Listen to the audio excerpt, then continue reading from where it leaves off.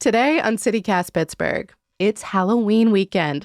We're bringing you some local lore, extremely insidery Pittsburgh costume ideas, and our best recommendations for some lesser-known horror films shot in and around the city. It's October 27th, the Friday News Roundup. I'm Megan Harris, and here's what Pittsburgh is talking about.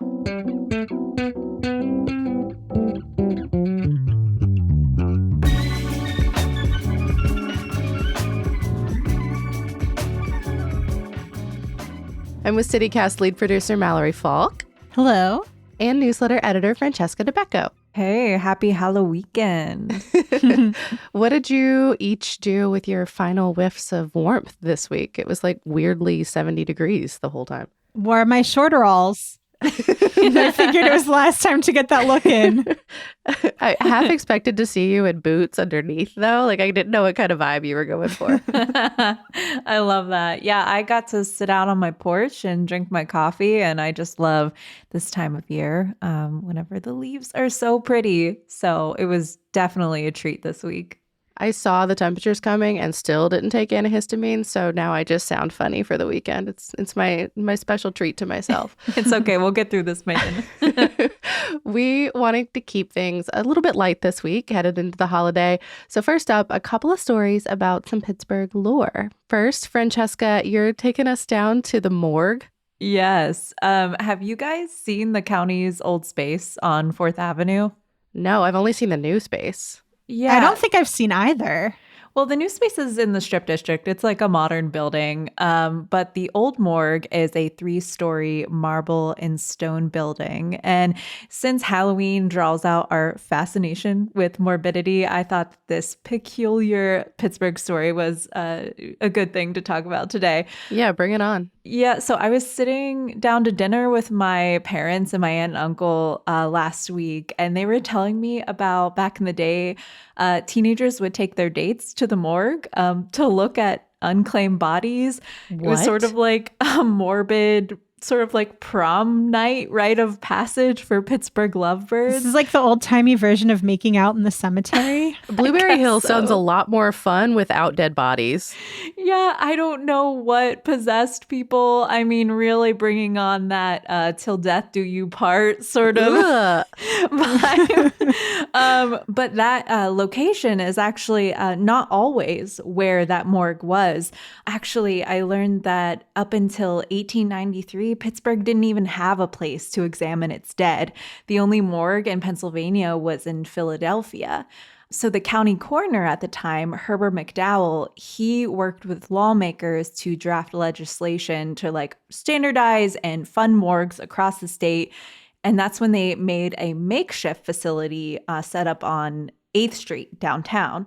But, you know, the growing city really overwhelmed this setup. You know, this is when steel was happening. And so I think that there were a lot of injuries, unfortunately, deaths related to that. But just generally, the city was growing.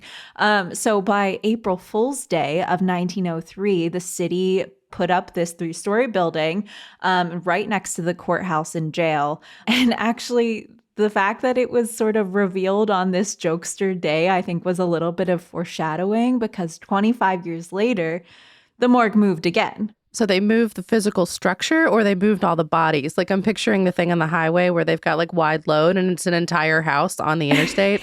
You're exactly right. That's why I think this story is so bizarre. So they didn't move the morgue into a new structure.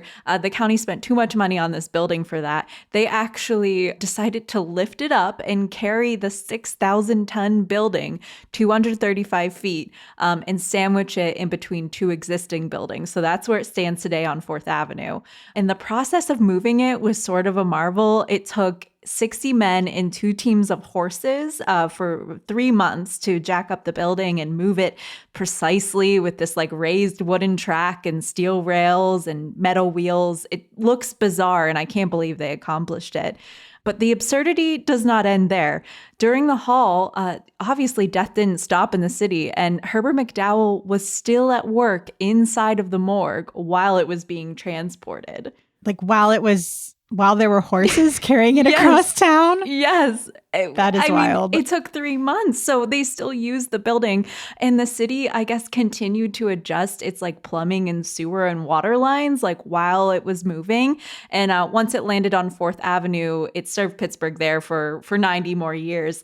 And I know this story seems stranger than fiction, but I fact checked. So as I said, I was sitting down to dinner with my family, and I discovered that my aunt is actually the granddaughter of Herbert McDowell. And that's Wait, how you're related to this guy?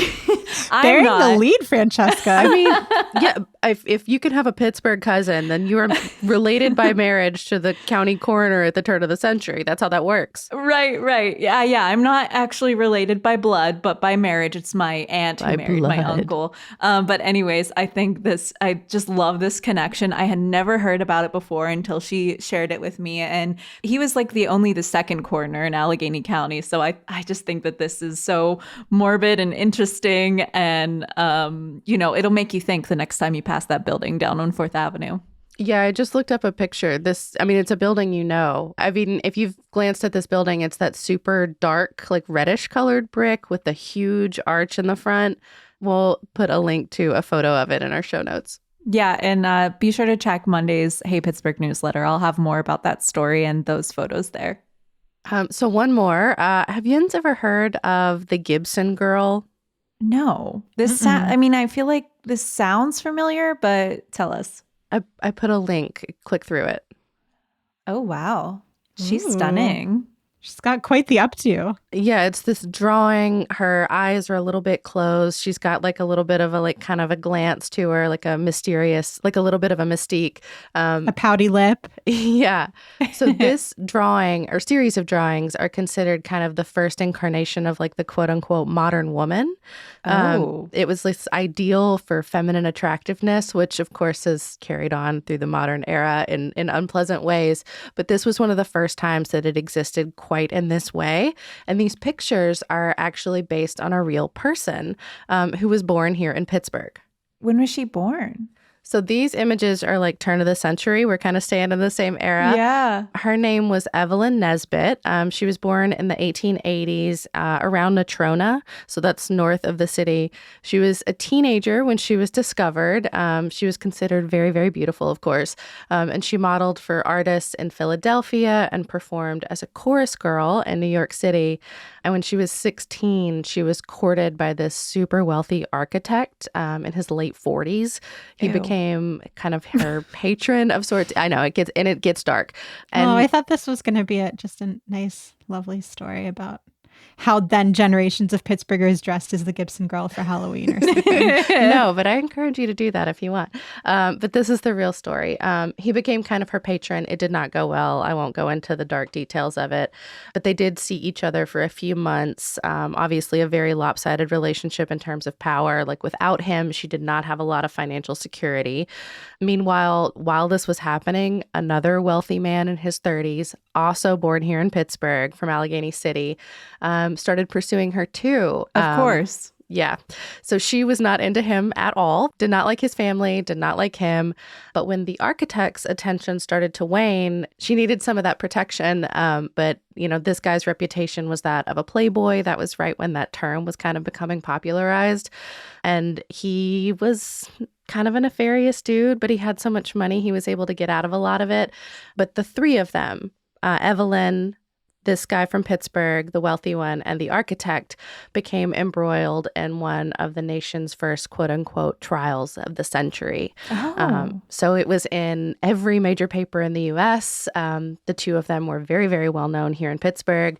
There's a pair of podcasts that we will link in our show notes to tell you the particulars. But if you ever wanted to know how Playboy and Gibson Girl and Trial of the Century all kind of converges here in Pittsburgh, I can't recommend it enough. This may not be a haunted story, but it is creepy. So thanks for sharing this, Megan. I'll have to definitely check out that podcast. And then, of course, there's the legend of the Green Man. If you didn't catch our recent episode breaking down that legend and diving into the real story of the man behind the myth, we'll drop that in our show notes. I would highly recommend it. It can kind of close out this trilogy of Pittsburgh lore.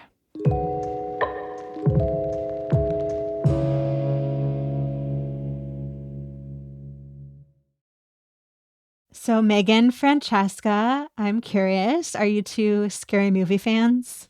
Absolutely not. I am never watching a horror movie if I can stand it.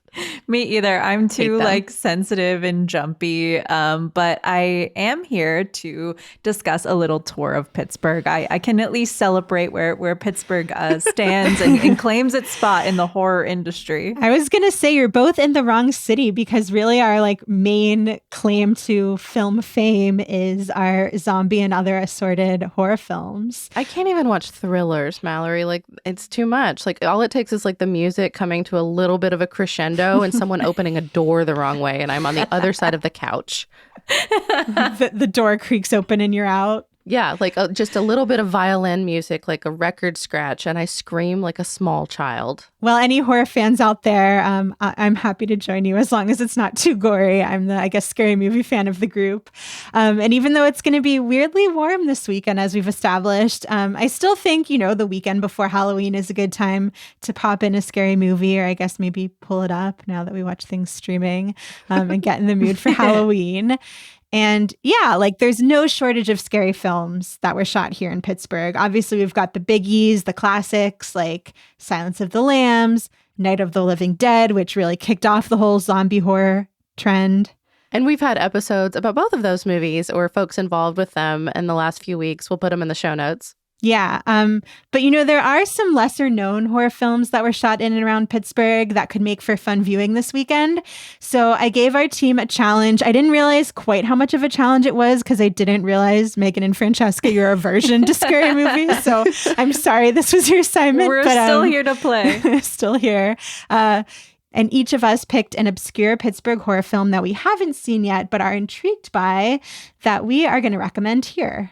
Yeah, so the movies themselves don't necessarily have our stamp of approval, not yet, because we're planning maybe to watch them this weekend, hopefully, if we can find them. But something about the premise or the trailer or the backstory caught our eye, so we decided this is our one. And we've got to shout out CityCast producer A.K.L. Moomin.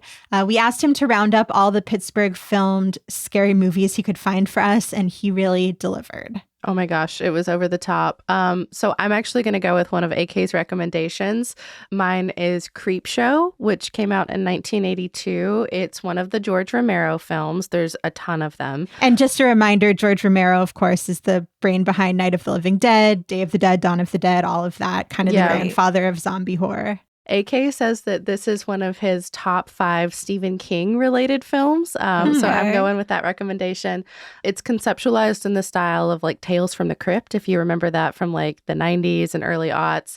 But it was a comic way before it was a TV show. So it's this collection of vignettes, short stories kind of coming to life from this comic book kind of idea. You'll scream at ghastly ghouls, cringe at weird kids, and shiver at the doings of evil doctors.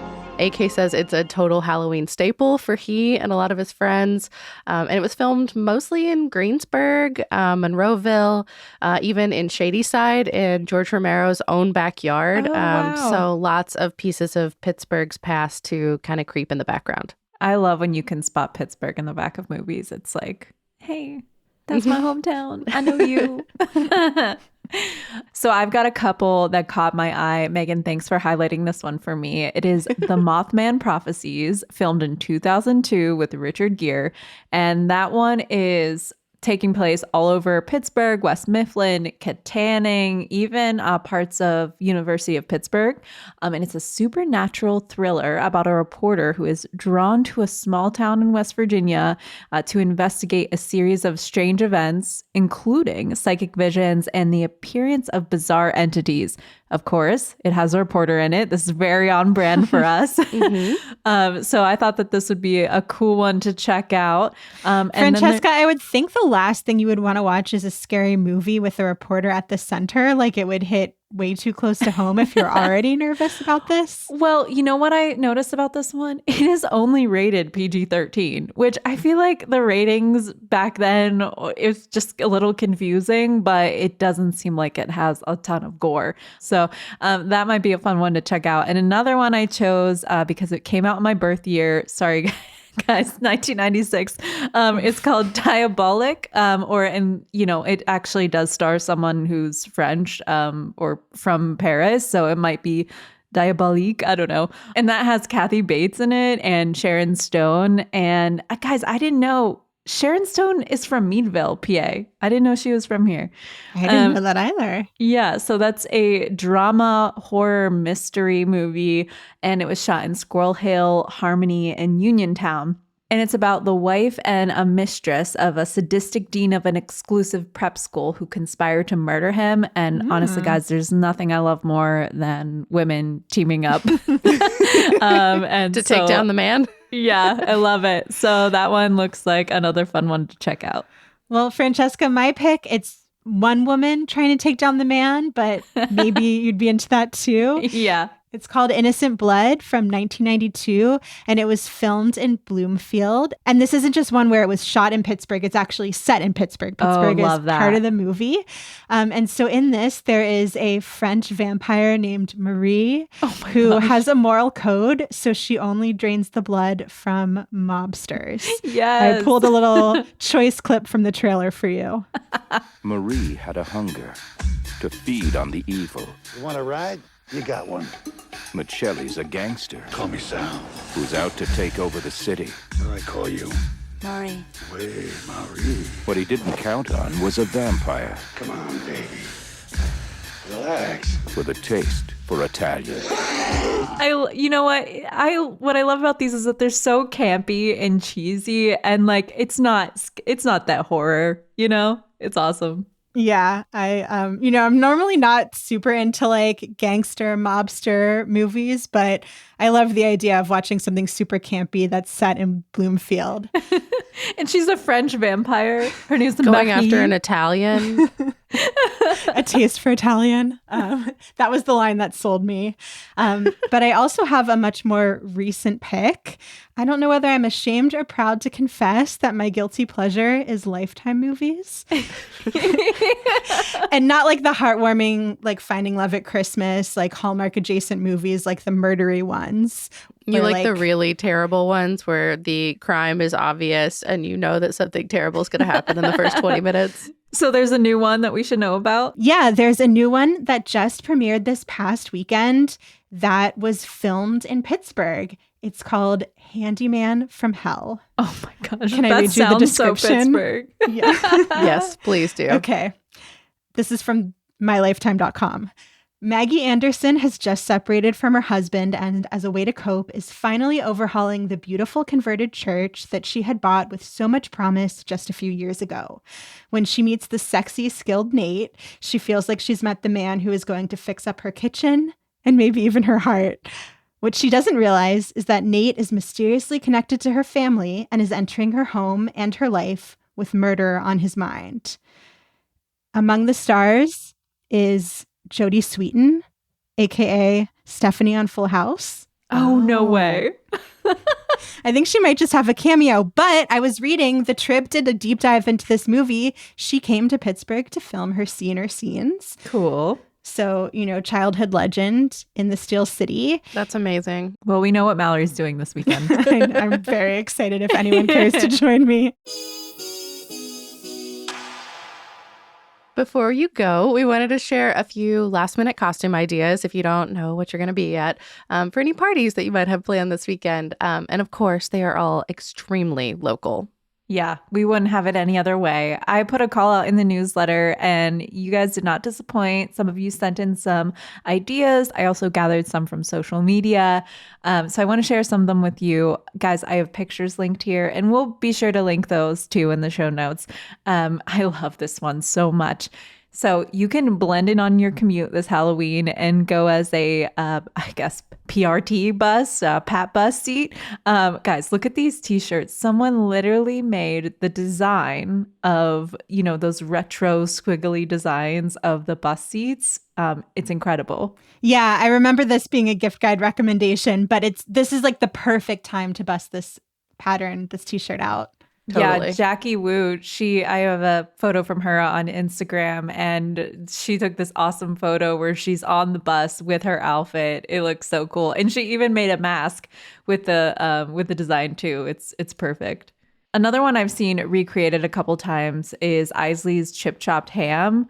Guys, this costume is so good and so classic Pittsburgh. People use pink tissue paper and plastic to like go as a chipped ham bag. I'm picturing, you know how there's the trend of like making unsexy things sexy for Halloween? I'm trying to picture like sexy chipped ham. If you're not from Pittsburgh, by the way, chip chopped ham is like very, very thinly sliced ham product, but it's so thin and like almost minced that personally I find it revolting. It is a classic staple of Pittsburgh households, though. Yeah, it's like kind of like a little bit see-through. It's so thin. Translucent pink is not how I want my meat. The first time someone in this town told me they were serving barbecue, it was chip chopped ham coated in store-bought barbecue sauce, and I could not have been more horrified. Oh my goodness. Yeah. Luckily, growing up as a Pittsburgh Jew, this was not part of our family's food tradition. I got to miss out. I did take chipped ham sandwiches for lunch, but now I'm a vegetarian. But that does not mean I don't love this costume. There's a great one that Reginald's Coffee shared from their Halloween event, and someone went as like the Isley's counter guy as well as the chipped ham. So that was great. And this one from last year is a classic. We love it. The Titty Sphinx. That's based on Allegheny Cemetery statue.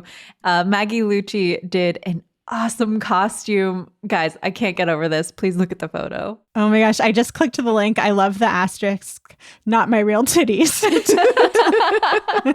Yeah, they definlely did it up. I can't believe good. I'm explaining more things. The Titty Sphinx, if you're not familiar, is a mausoleum in Allegheny Cemetery in Lawrenceville.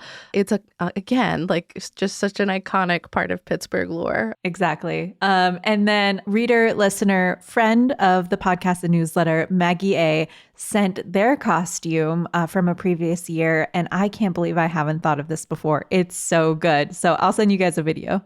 This is incredible. If you all remember that classic Eaton Park commercial where there's a Christmas tree and the little star is struggling to get to the top and the tree bends down and lifts it up, she is dressed as that tree. It's so perfect. I actually know Maggie from my non-podcasting life, and Eaton Park loved this costume so much that they put it out on all their social channels. It was great. It was such a perfect choice that year. Incredible. She should get Eaton Park cookies for life. That only seems fair. And Megan, you have a Halloween costume for us that you're going to be this year. Look, this is the costume that keeps on giving because it seems to be relevant every single year. A few years ago, I got an alligator costume, and I've been wearing it because every year Pittsburgh has an alligator problem. I don't understand what the issue is. Francesca, you put this in the Hey Pittsburgh newsletter earlier this summer, where we had I think at the time it was 4 or 5 alligators so far that had cropped up all over the city, especially the Kiski River. Yeah, and there were more after that as well. So Megan, you bought this costume and you were Chompers, right? No, I was Chomp because there was a South Hills alligator named Chomp who was on the loose for a time with a not great backstory. And then this year, one of the Kiski alligators that got rescued, they named him Chompers. So I'm just going to write a little ERS into the corner of my name tag with my leash, and I'll be all set. Make it modern, make it relevant. I love it. Mallory, what about you this year? So I've actually been trying to come up with a Pittsburgh costume that can incorporate a baby bump because little announcement, I'm actually expecting a baby next month. So when I disappear from the show for a little bit, that's why I haven't gone mysteriously missing. So I think I came up with a good idea for any other pregnant Pittsburghers out there, which is to go as the Mr. Yuck sticker to make your belly that glowing green sticker with the disgusted face. Yes, I love this so much. And I also feel like I've got to explain this because I thought Mr. Yuck was universal, but I've been pulling people who are not from Pittsburgh, and it turns out it's not quite as universal as I thought. I think poison control, which was born here, is universal. But yeah, I had never seen that Mr. Yuck face until I moved here. Yeah, apparently my brother has a Mr. Yuck keychain, and my partner told me that he just thought my brother was like weirdly into poison control when he first saw it because he wasn't familiar. But yeah, Mr. Yuck, it's this like green sticker, like I said, with the tongue sticking out, looking sick and disgusted. And it was created by a Pittsburgh pediatrician, Richard Moriarty, more than 50 years ago. He's the guy responsible for the Pittsburgh Poison Control Center. So I actually found this Post-Gazette article from the 70s when Mr. Yuck, made his way onto the stage. And I guess before that, the symbol that was used on household items to signify that they were poison was like a skull and crossbones. But people had decided that over time, that was more associated with like swashbuckling, and here in Pittsburgh with the pirates. Well, yeah, especially Right. here. Yeah. So kids like didn't realize that that was a sign that something was hazardous. So Dr. Moriarty came up with a different design, and he actually did this test where kids were polled. They were shown like 3 facial expressions: mad, with like anger and crossed eyes; death, so with like X's over the eyes; and then the sick and sour expression with the tongue sticking out. And they kind of surveyed kids to see which they found the most repulsive, which they were most turned off by and would stay away from. And that sick face won out. So that's why that sticker looks the way that it does, and then got plastered on, toxic household products, I thought throughout the nation, but maybe primarily in Pittsburgh if others aren't familiar. And I think that this is perfect timing to pay respects to Richard Moriarty because he actually passed away a month ago in his 80s. So a good time to bring this up and honor him. Yeah, I figured it was a topical costume. Yeah. And it's, all about kids at the end of the day. So, and once your baby comes, we'll make sure that you have some Mr. Yuck stickers in your house. And if you haven't gotten enough Halloween content from us, stay tuned. We've got a special Halloween episode for you next week with a couple unsolved mysteries from our city's bootlegging past. So there's still more local lore to go before the holiday season is over.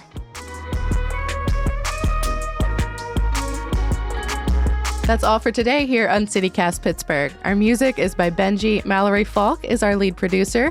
Producers this week include Sophia Lowe, Lizzie Goldsmith, and A.K. Al-Mumin. Francesca DeBecco writes our newsletter with an assist this week from Natalia Aldana, and I'm your host, Megan Harris. We'll be back on Monday with more news from around the city. Talk to you soon.